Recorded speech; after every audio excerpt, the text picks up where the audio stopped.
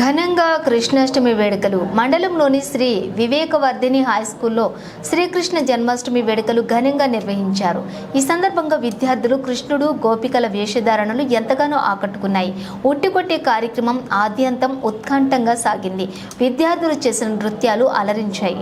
అనంతరం ఏర్పాటు చేసిన సమావేశంలో కరెస్పాండెంట్ చిర్రా యాకాంతం గౌడ్ మాట్లాడుతూ కృష్ణపక్షంలోని వచ్చే అష్టమి నాడు కృష్ణుడు పుట్టినరోజును గుర్తు చేసుకుంటూ ఈ పండుగను జరుపుకుంటారన్నారు. దీనినే గోకులాష్టమి, కృష్ణాష్టమి అని కూడా అంటారన్నారు. ఈ కృష్ణాష్టమి వేడుకల ద్వారా శ్రీకృష్ణుని జీవితం నుండి విలువైన జీవిత పాఠాలను విద్యార్థులు గ్రహించాలన్నారు.